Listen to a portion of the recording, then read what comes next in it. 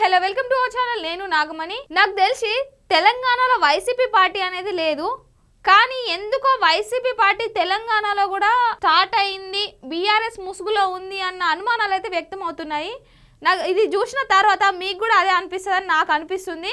ఒక్కసారి మీకు కూడా అదే అనిపిస్తే మీరు కామెంట్ రూపంలో తెలియజేయండి. ఇప్పుడు చెప్పే మ్యాటర్ కూడా ఇంచుమించు అలానే ఉంది. బీఆర్ఎస్ ముసుగులో వైసీపీ అనేది తెలంగాణలో తిరుగుతుంది అనే ఒక క్లారిటీ అయితే మీకు వస్తుంది. ఇక మ్యాటర్లోకి వెళ్తే ఏంటంటే, మన పక్క రాష్ట్రమైన ఆంధ్రప్రదేశ్లో ఉండాల్సిన వాళ్ళు మన తెలంగాణలో వచ్చి ధర్నా చేస్తున్నారు. తెలంగాణలో ఎందుకు ధర్నా చేస్తున్నారు నాకు అర్థమైతే లేదు. ఒకసారి పిక్ చూపిస్తా చూడుర్రి. మరి వీళ్ళు ఏ ప్రాంతానికి చెందిన వాళ్ళు, వీళ్ళు ఏ ప్రాంతంలో కూర్చుని ధర్నాలు చేస్తున్నారు, ఎవరి కోసం ధర్నాలు చేస్తురో తర్వాత చెప్తా. ఒకసారి పిక్ చూడుర్రి. ఇక్కడ ఈ పిక్ లో చూసినట్టయితే వీళ్ళంతా వైసీపీ పార్టీకి చెందిన వాళ్ళే. వీళ్ళందరిది ఆంధ్రప్రదేశ్. ఈమె కూడా ఆంధ్రప్రదేశ్ వైసీపీ పార్టీకి చెందిన అధికార ప్రతినిధి యాంకర్ శ్యామల. అసలు తెలంగాణలో వైసీపీ వాళ్ళు ఇక్కడ కూర్చుని ఏం చేస్తున్నారు, ఆ ప్లాకార్డ్స్ పట్టుకొని ఏం చేస్తారు? ఈ ప్లాకార్డ్స్ పైన ఉన్న ఏంటి, పీఆర్కేపై కుట్రలు కాదు ప్రజల సమస్యలపై దృష్టి పెట్టండి అంట. పల్నాడు ప్రజల ఆశాజ్యోతి పిన్నెల్లి అండగా మేము సైతం అంట. జస్టిస్ ఫర్ పిన్నెల్లి అంట. ఎవరికి న్యాయం చేయాలని తెలంగాణలో కూర్చుని ధర్నా చేస్తారో నాకు అర్థమైతలేదు. జస్టిస్ అంటే న్యాయం కోసం ఎవరికి న్యాయం చేయాలని ఎక్కడికి వెళ్ళొచ్చి ఎక్కడ కూర్చుందో ఆమె కానీ అర్థమవుతుందో లేదో నాకు తెలియదు. ముచ్చటకు వస్తే ఏంటంటే, ఆంధ్రప్రదేశ్కి చెందిన టీడీపీ కార్యకర్తలే కావచ్చు, లేకపోతే టీడీపీ పార్టీకి చెందిన వ్యక్తులే కావచ్చు, పాపం వాళ్ళని ఇద్దరిని హత్య చేయడం అయితే జరిగింది. ఎవరు? వైసీపీ పార్టీకి సంబంధించిన పిన్నెల్లి వెంకటరామరెడ్డి మరియు రామకృష్ణ. వీళ్ళిద్దరు కలిసి పాపం ఇద్దరిని హత్య చేయడం అయితే జరిగింది. ఈ హత్య విషయంలోనే సుప్రీంకోర్టు వరకు బెయిల్ కోసం అయితే వెళ్ళిరు వీళ్ళు. సుప్రీంకోర్టు కూడా హత్య చేసింది నిజమే కనుక ఆధారాలతో సహా రుజువైనందుకు ఆ బెయిల్ అయితే నిరాకరించినందుకు వాళ్ళకేదో న్యాయం చేయాలి, వాళ్ళు తప్పు చేయలేరు అని ఉద్దేశంతో ఈమె యాంకర్ శ్యామల గారు వచ్చేసి తెలంగాణలో ధర్నా చేస్తుంది. అక్కడ ఆంధ్రప్రదేశ్లో జాగలేదట పాపం ఆమెకు ధర్నా చేస్తానికి. మరి తెలంగాణలో ఈమెకు సపోర్ట్ చేసే వాళ్ళు అంటే ఈమెకు డైరెక్ట్ గా ఇండైరెక్ట్ గా మరి సపోర్ట్ చేసేది అయితే కేటీఆర్ అని అక్షరాల 100% చెప్పొచ్చు. ఇప్పుడు ఈమె ధర్నా చేస్తే కనీసం నోరు మెదుపుతలేడు, వెనక నుంచి మాకు సపోర్ట్ చేస్తున్నట్టు కొంచెం అనుమానాలు అయితే వ్యక్తం అవుతున్నాయి. ఎందుకంటే గతంలో చూసినట్లయితే చంద్రబాబు నాయుడు గారిని ఏదో కేసులోనో ఎందులోనో అరెస్ట్ చేయడం అయితే జరిగింది.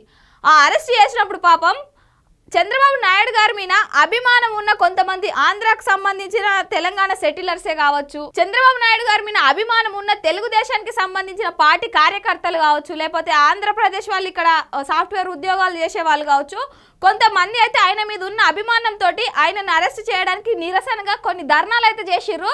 ఆ ధర్నాలు చేసినప్పుడు కేటీఆర్ ఏమన్నాడు వాళ్ళను, మీరు ధర్నాలు ఇట్లాంటివి ఏమైనా వేసుకుంటే, అట్లాంటివి చేసే ఉద్దేశం ఏమైనా ఉంటే పోయి మీ ఆంధ్రప్రదేశ్లో వేసుకోరు, మీ జాబులన్నీ తీసి పక్కకు పెడతా, మిమ్మల్ని ఉద్యోగాలు ఊడగొడతా, ఈ మీటింగ్లు ఇవన్నీ సభలు అక్కడ పెట్టుకపోరు, ఇక్కడ చేస్తే నడదు మా తెలంగాణలని అప్పుడు గొంతెత్తి మాట్లాడిండు. మరి ఇప్పుడేమైంది?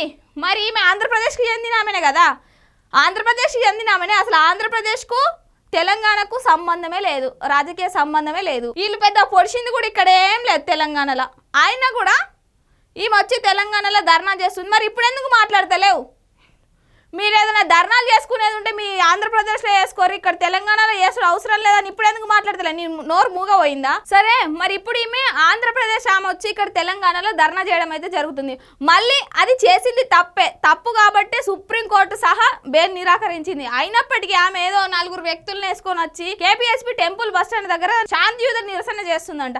ఆమెకి ఏమవసరం? తెలంగాణలో చేయాల్సిన అవసరం ఏముంది అంటే, నీకు వైసీపీ పార్టీకి సంబంధం ఉంది కనుకనే ఇక్కడ తెలంగాణలో ఆమె వచ్చి ధర్నా చేస్తుంది. అసలు అర్థం కాని విషయం ఏంటంటే, ఆంధ్రప్రదేశ్లోనే నీకు న్యాయం జరగలేదు, అట్లాంటి తెలంగాణలో అసలు తెలంగాణకు ఆంధ్రప్రదేశ్కి ఆ వ్యక్తులకు ఈ వ్యక్తులకు అసలు సంబంధమే లేదు. పోనీ ఈ తెలంగాణలో పోయాలని చంపిర్రు అంటే అది కాదు, మరి చచ్చిపోయిన వాళ్ళు తెలంగాణలో అంటే అది కాదు. చచ్చిపోయిన వాళ్ళు ఆంధ్రప్రదేశ్ వాళ్ళు, చంపిన వాళ్ళు ఆంధ్రప్రదేశ్లో, నువ్వు వచ్చి తెలంగాణలో ధర్నా చేస్తే నీకేమొస్తుంది? మనం చూడాలి. మరి అయితే ఇక్కడ ధర్నా చేయడం జరుగుతుంది. ఆమెకు కూడా తెలుసు నేను ఎక్కడో ఆంధ్రాలో జరిగిన దానికి మా వాళ్ళు చేసింది అన్యాయం అయినప్పటికీ సుప్రీంకోర్టు కూడా బెయిల్ నిరాకరించింది. మా వాళ్ళు చట్టం ముందు లొంగిపోవాల్సింది అని ఆమెకు కూడా తెలుసు. అయినా కూడా అక్కడ చేతగాక ఇక్కడ తెలంగాణలో వచ్చి ధర్నా చేస్తుంది. మరి దీనికి కేటీఆర్ వెనుకుండి కథ నడిపిస్తున్నా అనే అనుమానాలు అయితే వ్యక్తమవుతున్నాయి. ఇప్పటికీ కూడా కేటీఆర్ అయితే మాట్లాడలేరు.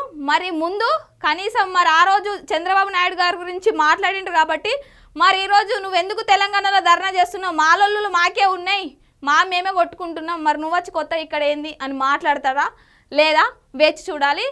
మరో అంశంతో మళ్ళీ కలుద్దాం. Thank you.